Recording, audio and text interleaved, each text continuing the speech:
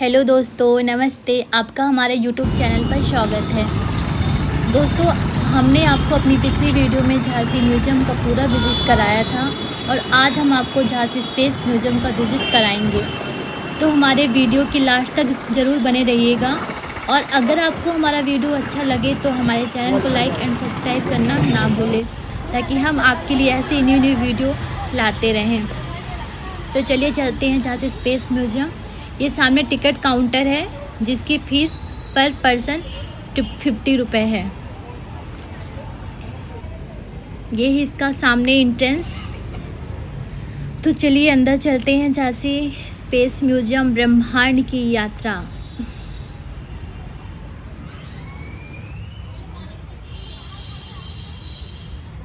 का विस्तार होता आ रहा है। हालांकि ब्रह्मांड का स्थानिक आकार अज्ञात है, परंतु यूनिवर्स की इन्फ्लेशनरी इक्वेशन ये इशारा करती है कि ब्रह्मांड का न्यूनतम व्यास 23 लाख करोड़ प्रकाश वर्ष होना चाहिए। अवलोकन योग्य ब्रह्मांड के आकार को मापना भी संभव है, जिसका व्यास आज के दिन लगभग 93 अरब प्रकाश वर्ष है और हमारी बातों के बीच यानी इस क्षण वो लगातार बढ़ता जा रहा है।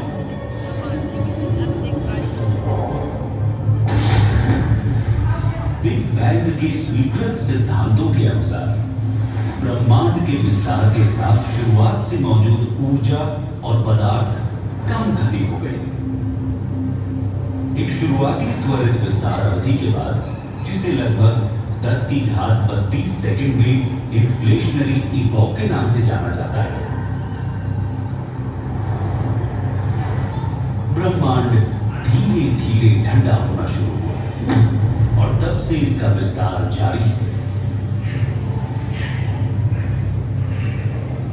इसने पहले परमाणु उपकणों और सरल परमाणुओं को बनाने, ये विस्तार हमारी अपनी समझ से अलग था।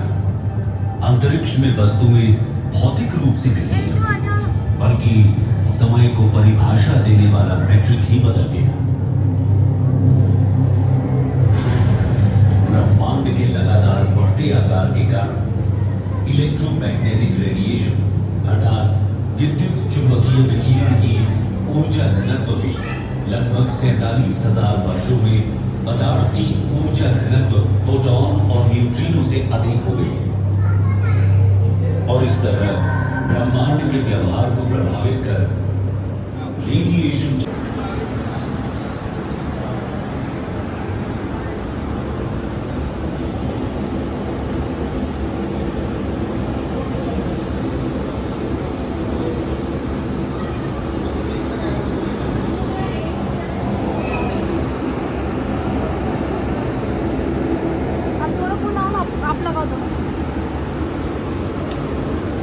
अलग अलग है।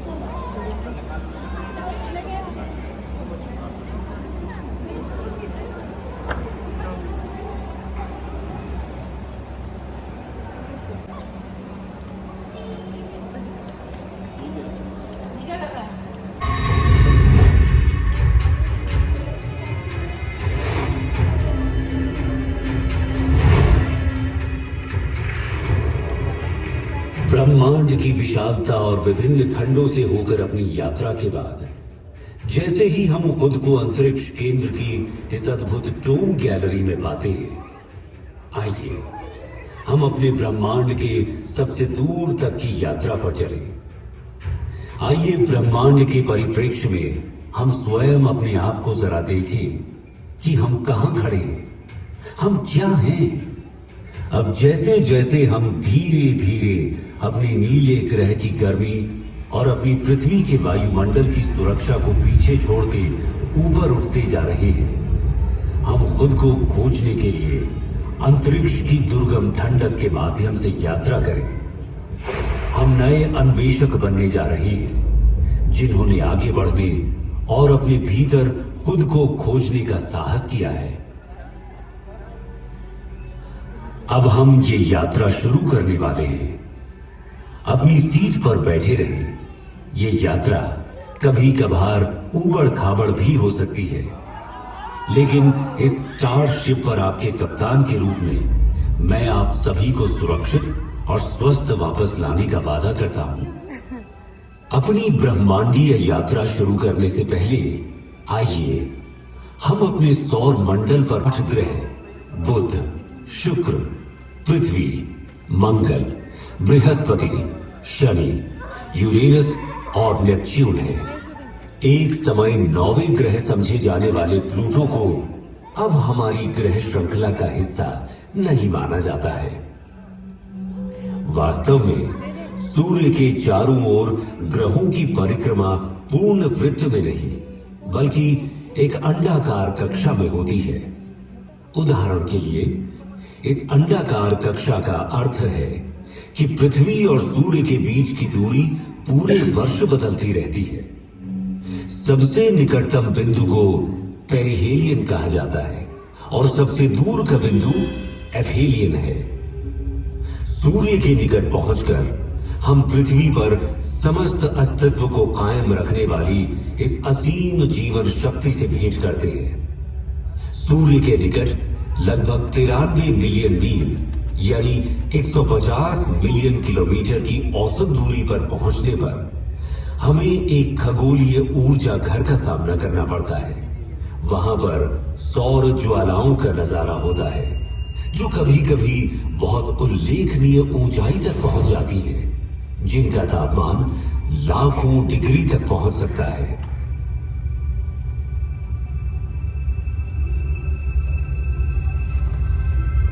बेटा आपके घर में लाइट नहीं जलेगी क्या? टच करेगी कौन सा? लाइटिंग कहाँ पे? सौर मंडल में हमारा प्रारंभिक गंतव्य बुध है। सूर्य के सबसे निकटतम यह ग्रह एक चट्टानी वायुहीन दुनिया है, जहां तापमान में अत्यधिक उतार चढ़ाव होते हैं, जहां दिन लगभग 427 डिग्री सेल्सियस पर झुलस सकते हैं, वहीं रात का तापमान -180 डिग्री सेल्सियस तक गिर सकता है। बुध की सतह टकराव से बनने वाले गड्ढों से सजी हुई है और ये पृथ्वी के लगभग 28 दिनों में सूर्य के चारों ओर एक परिक्रमा पूरी करता है। इससे आगे बढ़ते हुए शुक्र अपनी मनमोहक सुंदरता से मंत्रमुग्ध कर देता है, लेकिन सावधान रहें, यहां का तापमान 462 डिग्री सेल्सियस तक बढ़ सकता है, जो कि इसके सूर्य से दूर होने के बावजूद बुध से भी अधिक गर्म है।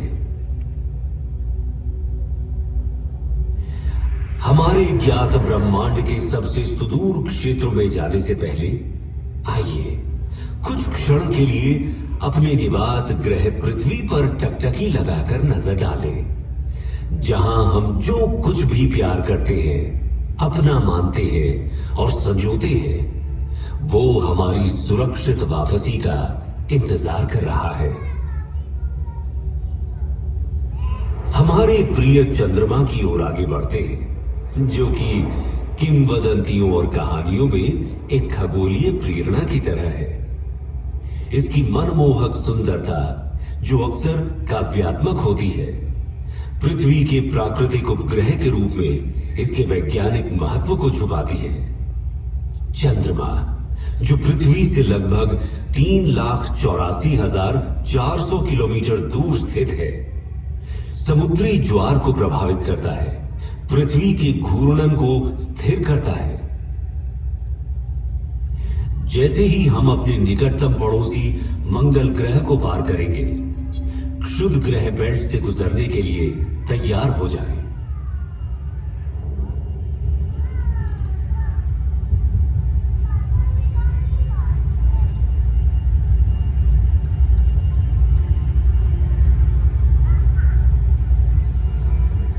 हमारे सबसे निकटतम है मार्स, सूर्य से चौथा और हमारे सौर मंडल का दूसरा सबसे छोटा ग्रह। ये केवल बुध से बड़ा है। मार्स को रोमन युद्ध के देवता का नाम दिया गया है और संस्कृत में इसे मंगल कहा जाता था। इसे लाल ग्रह भी कहा जाता है। ये आकर्षक लाल रंग इसकी सतह पर मौजूद आयरन। मंगल भी विरल वातावरण वाला एक स्थलीय ग्रह है। इसकी सतह पर जैसा कि आप देख सकते हैं, गड्ढे, घाटियां, टीले और यहां तक कि ध्रुवीय बर्फ की टोपियां भी मौजूद हैं।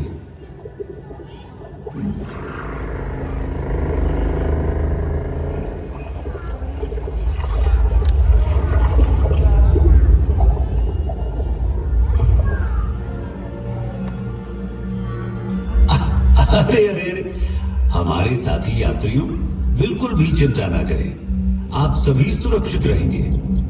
बस इन दिशाहीन क्षुध ग्रह से कुछ छोटी मोटी टक्करें होंगी।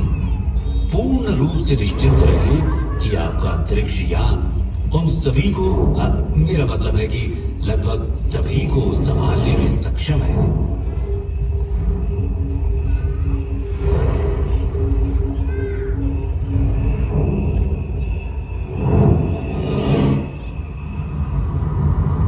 जैसे ही हम बृहस्पति के चारों ओर उड़ते हैं, जो सूर्य से 5वां ग्रह है और जो हमारे सौर मंडल में सबसे बड़ा है, इस विशाल ग्रह का वजन इस सौर मंडल के अन्य सभी ग्रहों के कुल वजन से 2.5 गुना से भी अधिक है। इसलिए हमें सावधान रहना चाहिए कि कहीं हम इसके विशाल गुरुत्वाकर्षण बल में न फंस जाएं, क्योंकि ये बिल्कुल भी सुखद अनुभव नहीं होगा, है ना? अभी आप जो देख रहे हैं वो जुपिटर पर ग्रेट रेड स्पॉट है। ये एक विशाल तूफान है जो 17वीं शताब्दी में दूरबीनों द्वारा खोजे जाने के समय से चल रहा है। हम इसमें बिल्कुल फंसना नहीं चाहेंगे, है ना?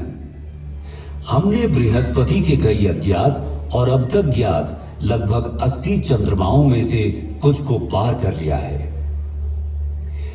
प्राचीन काल से मनुष्य रात के आकाश में बृहस्पति को देखता आ रहा है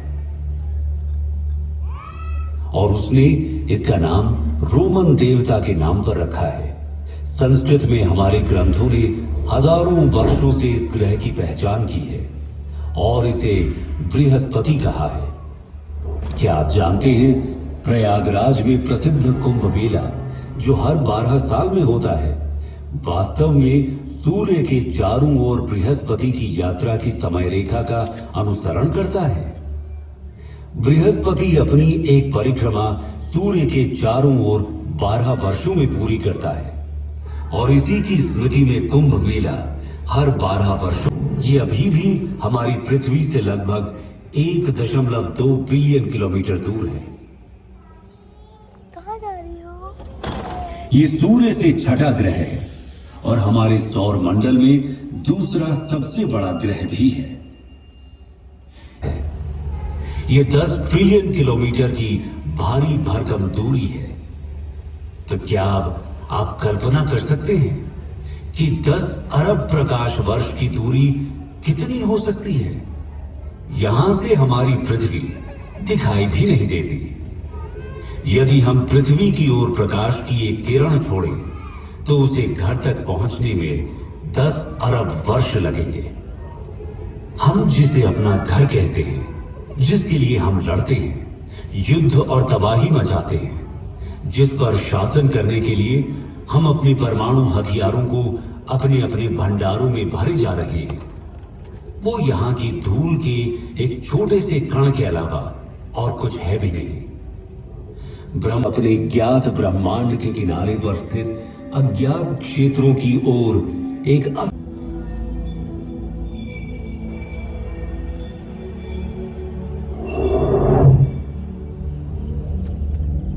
तो हमारे पास दोष देने के लिए कोई नहीं होगा और न ही हम कहीं और जा पाएंगे। धरती माता से प्यार करें और उसका पालन पोषण करें, क्योंकि वो इस विशाल दुर्गम ब्रह्मांडीय चादर में हमारा भरण पोषण और पालन पोषण करती है। ये स्थान हमारे ब्रह्मांड के कई चमत्कारों को आपके सामने लाने के लिए हम सबका है। आपको ये